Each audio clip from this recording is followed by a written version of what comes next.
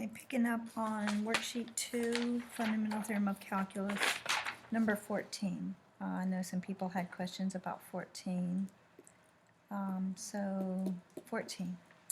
Alright, you have a bowl of soup that is placed on the kitchen counter to cool. The temperature of the soup is given by this table, which I know for a lot of you made you think that you were going to have to do a Riemann sum or something, which is not the case here.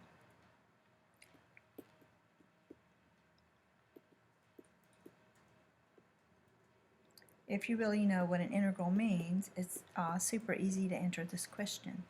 A, find the integral from 0 to 12 of t prime of x dx. Sorry, t prime. Notice this is t. If you go back and compare it to like when we did a Riemann sum, like on number 7, we were given x and f prime of x to try to find out what was going on with f. So we integrated it using a Riemann sum estimation to go back to f. But if you look at this, we're actually given t, and we're asked about t. By the fundamental theorem of calculus, this is a time I would be very literal about my work.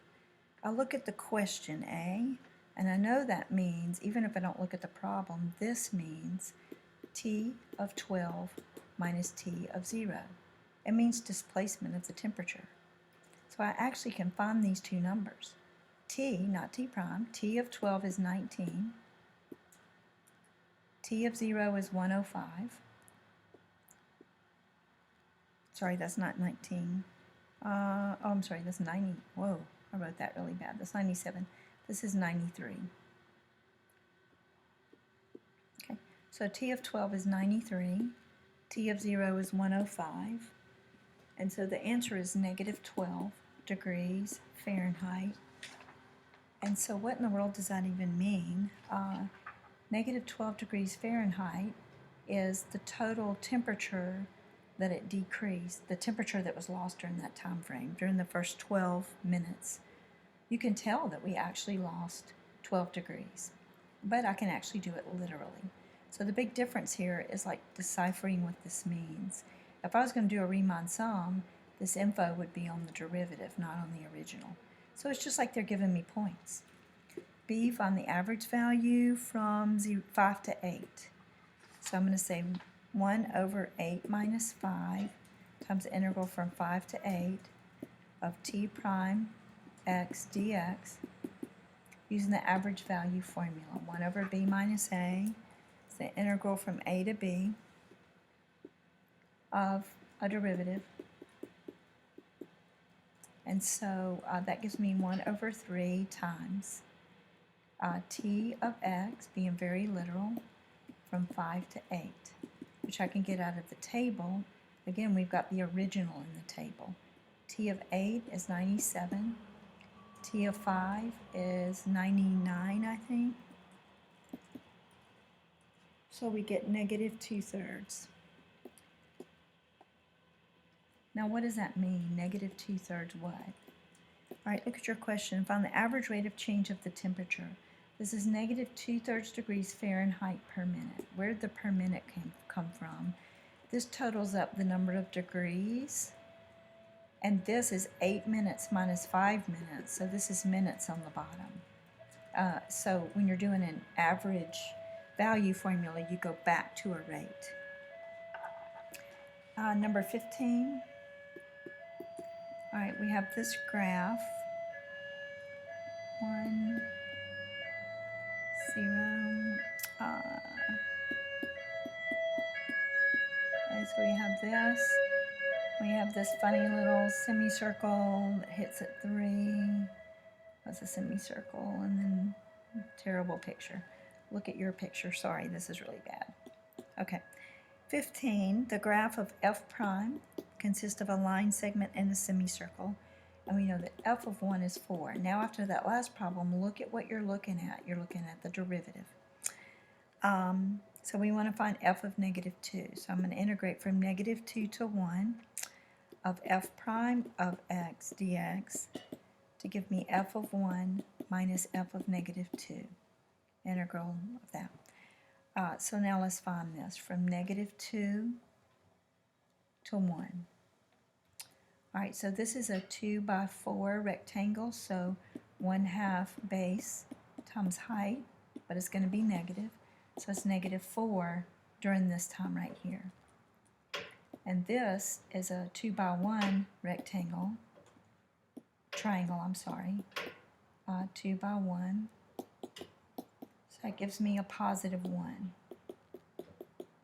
So this part all accumulated is -3 equals f of 1, which is 4, minus f of -2. So I get f of -2 equals 7. On B, 15b, we're finding f of 5. I would still go all the way from my given, or use my given, so I'm going to go from 1 to 5 of f prime of x dx. FTC tells me I get f of 5 minus f of 1. Now let's find this from 1 to 5. Okay, so you've got this semicircle right here, but I've got to make sure that I get this part underneath. So I've got to be really careful. I think the best way to do this is to actually get this rectangle and then subtract out the semicircle that actually hits this axis right here. All right, so the rectangle from 1 to 5 is 4 units wide by 2 units high. So this is 8. All right, so that would be the yellow part. Then I'm going to subtract off the semicircle to leave me what's underneath it. So the rectangle is this yellow part. And then I'm going to subtract out the semicircle and leave the part underneath. All right, so I'm going to say minus 1/2. This is 8 minus 1/2. The semicircle has a radius, I'm sorry, that 4 was the base. But the radius of the semicircle is 2, because this is actually 3 right here. So 1, 2, 1, 2. And so you have pi r squared. So I get 8 minus 1/2 4 pi. So you get 8 minus 2 pi just for this part right here. So I have 8 minus 2 pi is equal to f of 5 minus f of 1, which is 4. So I get, add 4. So I get 12 minus 2 pi is f of 5. And number 16.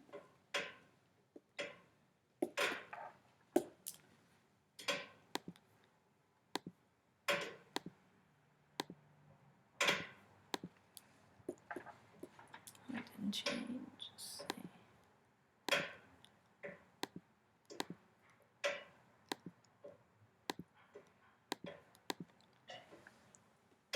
So number 16, still having trouble with the thickness, but we'll just keep moving. 16, if f and g are continuous functions, you know g prime of x is f of x. We want the interval from 2 to 3 of f of x dx.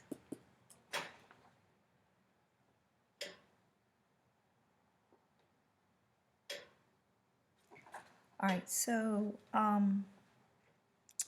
know that, let's be very literal. Let's take out f of x and put in g prime. I know that f of x is equal to g prime of x. They tell me f is the derivative of g. And then if I integrate the derivative of g, it takes me back to g from 2 to 3. So it gives me g of 3 minus g of 2, which is answer choice C. Number 17, a function is f of x is equal to the square root of x cubed plus 2. I need to get this thinner.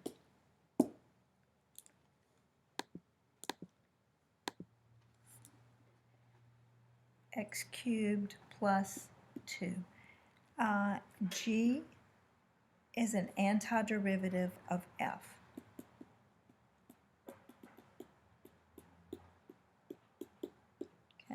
So if g is the antiderivative of f, what does that mean f is? F must be g prime of x again.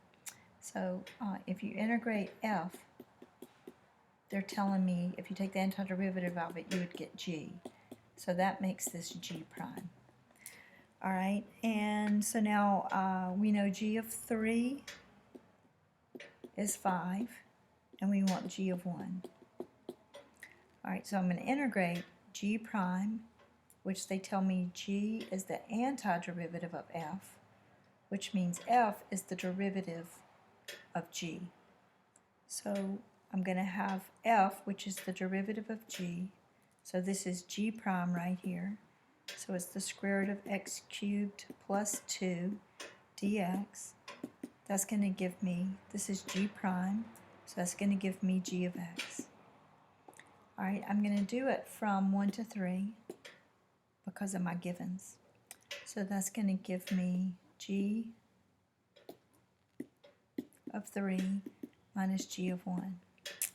So I would punch that into my calculator, which I'm doing right now, but you can't see it because the one on the board's not working. So math 9 from 1 to 3 of the square root of x squared plus x cubed plus 2, which, by the way, now that you know some about substitution, substitution would not work here. Dx. Sorry, I did some sort of, okay. All right, so that gives me 6.58457. G of 3 is 5, and I'm looking for G of 1. So G of 1 is equal to negative 1.58, probably round that up to 5, which was answer choice B. And then number 18, we have this graph with these grids, so you can actually count it. It didn't go quite that close to the axis, so let me do it again. So it comes through like this, kind of flat, and then comes down and goes around like this until you get to 4, and this is 2.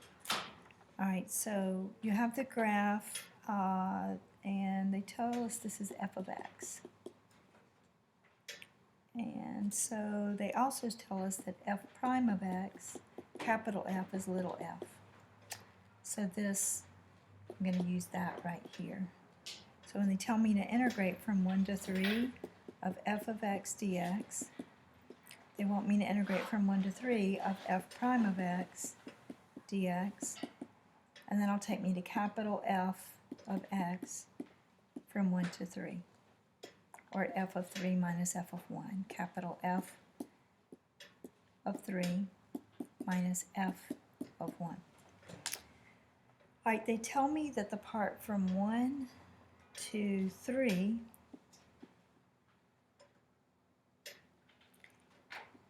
is 2.3. This part I can find because it's rectangular, and this is a 1 by 2 rectangle. And this part here looks like that it's a 1 by 1/2, so this would be 1/2 or 0.5. So it's all positive. So I have 2 and 2.3 is 4.3, and 0.5 is 4.8. F of 3, then they want f of 3 minus f of 0. So I've got to find that in just a minute. I'm sorry. I'm looking for f of 3 minus f of 0. But what I have right here, sorry about that, is only 1 to 3.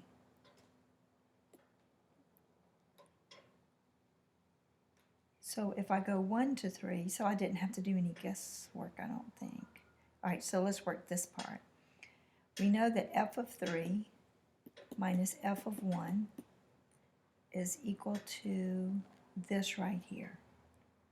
So from 1 to 3 is 2.3. Let's see. Tell you I'm doing something wrong here. f of 3 minus f of 0. Let me try this.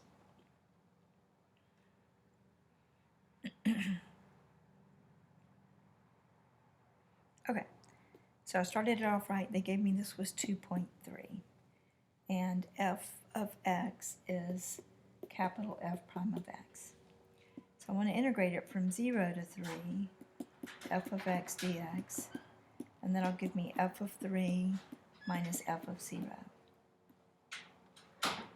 So I'm going to find this value, and it'll give me f of 3 minus f of 0. Alright, so I knew this part was 2.3. I don't even have to guess this part because according to this I get to stop at 3. And so this much was 2.3. We know this much is 2. So we get 4.3. And so 18 is D. Okay, so next video will be on